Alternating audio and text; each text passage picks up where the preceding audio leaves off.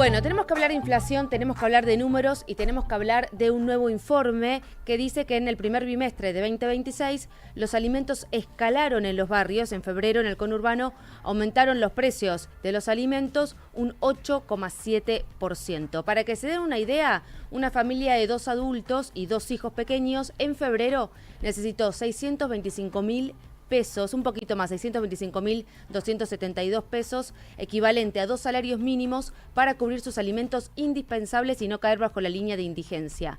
Esa misma familia requirió casi 1,5 millones de pesos para solventar los productos de la canasta básica total, que además de los alimentos incluyen los gastos para el mantenimiento del hogar, transporte, educación, salud y otros gastos indispensables para la vida cotidiana.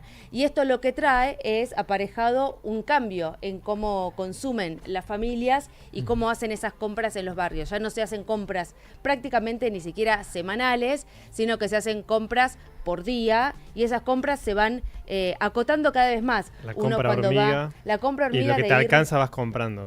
No se puede planificar. Medio kilo de tomates, en lugar de comprar 1 kilo de tomates y 1 kilo de cada cosa, vas a ir comprando. O vas a comprar con la plata poquitito. Que tenés. Dame 1.000 pesos de algo. Es que, claro, antes era, como hablábamos con un carnicero la vez pasada, antes era dame 1 kilo de vacío, ahora dame tanta plata de vacío, ¿no? Mira, vos decías los carniceros, en febrero la carnicería continuó liderando los aumentos con un 12,33%, mientras que el almacén 6,83% y la verdulería 6,1%. Esos son los aumentos más significativos. Estamos hablando de cómo aumentó la canasta de alimentos en los barrios del conurbano bonaerense, barrios que empezaron a adaptarse a estos cambios para poder hacerle frente a la inflación, que es un poco lo que hablábamos ayer, que la preocupación más grande de los argentinos dejó de ser la inflación para empezar a ser ¿me alcanza o no me alcanza el sueldo?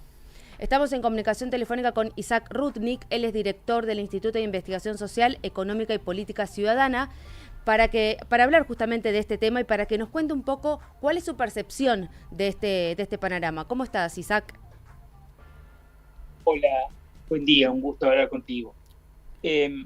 Bueno, en general lo que se ve es que hay un incremento gradual pero permanente de los precios, sobre todo de los precios de los productos de las canastas básicas. O sea, obviamente la aceleración que tuvimos en el año 23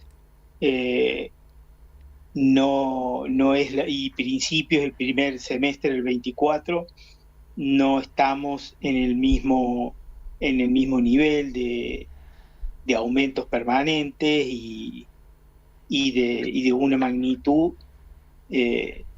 muy importante. Ahora los aumentos son mucho más graduales, mucho más, digamos, en una tendencia mucho más controlada, pero desde mediados del año pasado no han dejado de incrementarse en forma permanente. Incluso Sí. No, decime. No, incluso esa tendencia, digamos, ascendente viene incluso de antes, de principios del año pasado. Ya son varios meses que los precios siguen aumentando de forma gradual y sin pausa. Por supuesto hay algunos que tienen incrementos más duros y más abruptos durante algunos meses, que son fundamentalmente los precios regulados, o sea, los precios que controla el Estado, que son los precios de las tarifas, y últimamente, por consecuencias de la guerra y de las nuevas legislaciones, el aumento del combustible también es bastante importante y no puede dejar de tener una incidencia directa sobre todos los precios de la economía y en particular los de consumo masivo. ¿Coincidís en que la preocupación más grande socialmente empieza a ser ¿llego a fin de mes, no llego a fin de mes, más que la inflación? Sí, eso viene de hace varios meses. Y sobre todo cuando vos bajás más en la escala social, o sea, vas bajando a los sectores, a cómo viven los sectores de menores ingresos, esa preocupación prácticamente nunca dejó de existir y se agudizó fuertemente desde la asunción de este gobierno. Se extendió a sectores que antes quizá tenían un poco la situación un poco más, digamos, controlada, o sea, que podían manejar un presupuesto, podían calcular que con el presupuesto con el que contaban desde principio de mes, las remuneraciones que recibían, sí organizaban bien sus gastos y en función de esos recursos, de alguna manera se acercaban al final de mes. Lo que pasó es que como esa situación fue cambiando, lo que todos sabemos es que las familias se fueron endeudando, o sea, las familias de los sectores medios a partir de a través de las tarjetas y la familia de los sectores de menores recursos que no cuentan con tarjeta de crédito, en el mejor de los casos cuentan con una tarjeta de débito de la cuenta en la que reciben su asignación social, sí, o de la posibilidad de manejarse con las cuentas electrónicas, con el Mercado Pago. Bueno, ahí obviamente la terminación de su presupuesto, el final de su presupuesto está cada vez más lejos del final del mes y entonces se producen la necesidad del endeudamiento y el endeudamiento el endeudamiento directo, o sea, de salir a buscar un préstamo en el barrio a través de a gente que cuenta con recursos. Con recursos para poder prestar ese dinero. Para poder prestar ese dinero, exactamente, o al fiado de la libreta, el almacenero o el verdulero del barrio. Pero bueno, es una situación que digamos, crítica, sí, que cada vez se complica más el manejo del presupuesto familiar. El aumento del transporte es un dato, digamos, que ineludible. O sea, vos tenés que ir a trabajar y volver del trabajo todos los días, el jefe y la jefa de familia, ese es un gasto que no se puede reducir de ninguna manera. No, y encima ayer volvieron a aumentar el precio de los colectivos, justamente de los colectivos que unen la ciudad de Buenos Aires con el conurbano.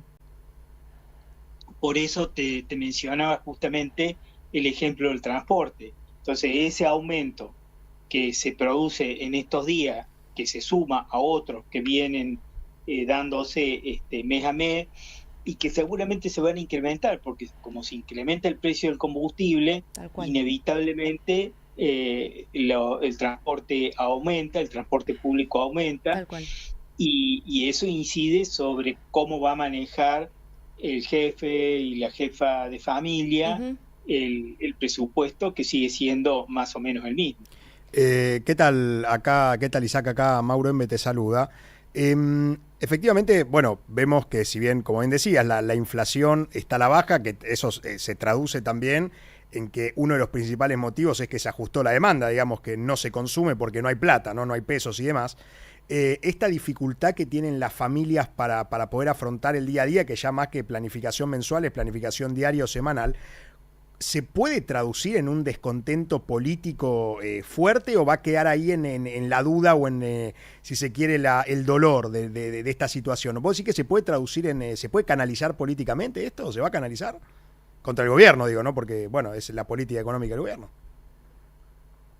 La política económica del gobierno es en definitiva, la de un ajuste perpetuo, o sea, un ajuste constante. Ahora ellos, ante la situación de restricción tan abrupta del consumo, han decidido flexibilizar el nivel el techo para los aumentos de las paritarias, que estaba en 1% mensual, y ahora lo suben al 2%. Es un intento de que para que el ajuste sobre los presupuestos siga siendo más gradual y no se traduzca cada vez de una manera más abrupta. Aumento de ese techo de la paritaria que no resuelve el problema del ajuste sobre las remuneraciones, porque no alcanza, porque si el techo de las paritarias estaba en 1% y ellos tenían la expectativa de una inflación que rondara el 2%, y resulta que ahora estamos en el 3%, y el ajuste el techo de la paritaria está en el 2%, obviamente estamos corriendo nuevamente estamos corriendo detrás de la inflación. Pero probablemente signifique una situación de menor ajuste del consumo, de menor descenso del consumo, y digamos, sostenimiento en un piso que quizá no baje en el próximo mes o en los próximos 2 meses, no siga bajando el consumo, pero esa situación nueva con el aumento permanente de combustibles y de tarifas va a incidir inevitablemente sobre el proceso inflacionario. Tal cual. Y es muy probable que en los próximos meses la inflación pase de rondar alrededor del 3%, como ha sucedido en los últimos meses, 2,9, 3,1 en la ciudad, otro relevamiento mucho más que eso, pase a estar en el orden del 3,5 al 4%. Entonces, esa situación me parece que va a volver a poner en el centro de la escena de las preocupaciones de la familia la inflación, que ahora en los últimos meses bajó. Si eso se va a traducir en un descontento político, es incierto, digamos, en qué momento. Probablemente en algún momento sí o sí va a suceder, porque la política del gobierno, como te digo, es la de ajuste perpetuo, no es la de un desarrollo, impulsar un desarrollo en algún momento próximo que impulse la dinamización del mercado interno. Pero lo que pasa que obviamente ya estamos hablando o tratando de discernir qué es lo que va a pasar a futuro, cómo se va a leer esto. Y en la dinámica política, claro, por encima de la situación económica o en conjunto con la situación económica. Y ahí entra no solamente el desprestigio del gobierno y del presidente, sino también las posibilidades de generar alternativas. Si aparecen, obviamente, alternativas creíbles al manejo político del gobierno tan negativo para las mayorías populares, obviamente ese deterioro se va a profundizar. Pero si no aparecen alternativas políticas que se muestren mejores a lo que sucedió antes de este gobierno y a lo que está sucediendo en este gobierno, es muy difícil, digamos, la construcción de descontento político que se traduzca en alternativas. Isaac Rudnick, director del Instituto de Investigación Social, Económica y Política Ciudadana. Muchísimas gracias por esta comunicación. No, muchas gracias a ustedes por llamar. Gracias.